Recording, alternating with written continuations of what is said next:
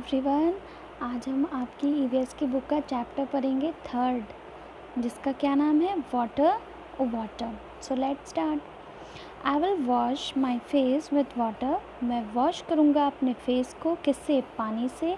Said Munna to his नानी। मुन्ना ने किससे कहा? अपनी नानी से। We all quench our thirst with water. जब हमें प्यास लगती है तो हम क्या पीते हैं बच्चों? पानी पीते हैं ना। तो we all quench our thirst with water, कि हम सभी अपनी प्यास किससे बुझाते हैं?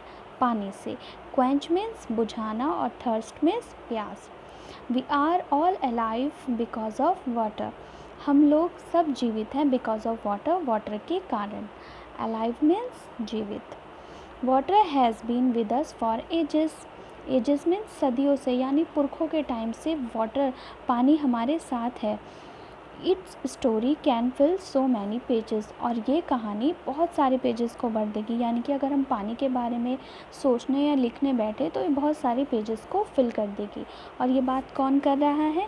मुन्ना कर रहा है अपनी नानी से। नानी को बता रहा है समवेयर इट इज़ ड्यू। कभी तो ये ड्यू है। ड्यू मीन्स ओस। आप सभी ने ओस देखी है? विंटर्स में क्या होता है, जब हम बाहर निकलते हैं या छत पर जाते हैं तो हमें पानी की छोटी छोटी बूंदें दिखाई देती हैं, उसको हम ड्यू यानी ओस बोलते हैं।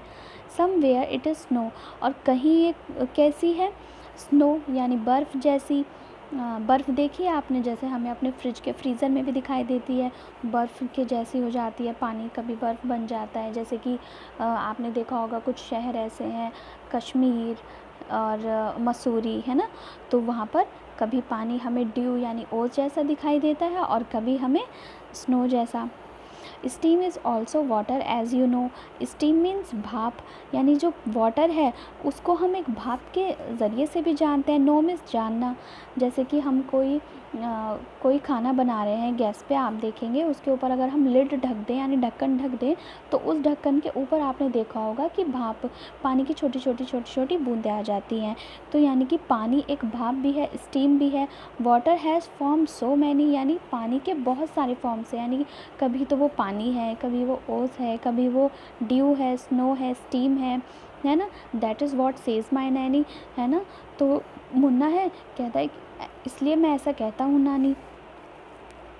The river flow the waterfall sing. जब रिवर बहती है तो वाटरफॉल्स, जो वाटर गिरता है तो वो गाना गाते हैं, यानी रिवर जिस तरह बहती है ना, रिवर में भी पानी होता है। The waterfall sings. और जो वाटरफॉल होता है वो गाना गाता है, यानी जब वाटर गिरता है तो आपने झन झन झन की एक बहुत सुंदर सी साउंड आती है, तो उसको सिंग कहा गया है। And water swells in lakes and springs. Lakes में झील और स्प्रिंग्स में झरने की, और स्वेल्स में बहना, और वाटर झील और झरनों से बहता है। Life on earth it has brought. ये जो हमें पृथ्वी पर लाइफ मिली है वो किसके ज़रिए मिली है? पानी के ज़रिए। Water fields and life they got. जो वाटर यानी फील्ड्स में खेत, और खेतों में भी जो जीवन लाइफ दिया गया है, जो उन्हें मिला है, वो किससे मिला है? वाटर के ज़रिए। अगर खेत में पानी नहीं डाला जाएगा तो क्या हमें फसल मिल पाएगी? हम कोई वेजिटेबल या फ्रूट्स खा सकते हैं? नहीं ना। तो उन्होंने उस चीज़ को फील्ड से भी रिलेट किया है। But when the water breaks in fluids.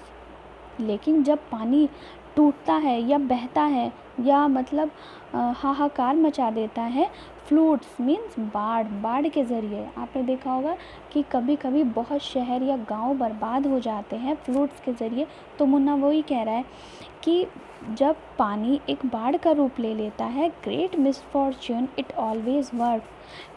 बहुत ही दुर्भाग्य यानी बहुत ही ज़्यादा दर्दनाक होती है बात। मिसफॉर्च्यून दुर्भाग्य होना या दर्दनाक होना। इट ऑलवेज वर्क, लेकिन दुर्भाग्यवश ये हमेशा काम करता है।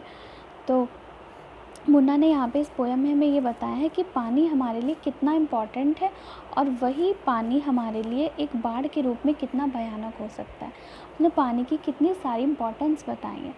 तो इस चैप्टर से हमें बच्चों क्या समझ आता है कि हमें we should not waste water. हमें वाटर को वेस्ट नहीं करना चाहिए। कुछ बच्चे क्या करते हैं, मॉर्निंग में जब ब्रश करते हैं तो पानी की टंकी को खुला छोड़ देते हैं, है ना। तो हमें पानी की टंकी को खुला नहीं छोड़ना है। जब आपका ब्रश कंप्लीट हो जाए, after that you will on the tap, है ना।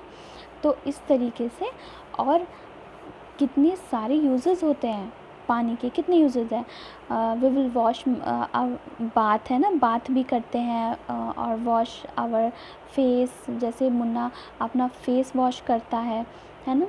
तो बहुत सारे यूजेस हैं पानी के, और हमें पानी को पॉल्यूट भी नहीं करना चाहिए।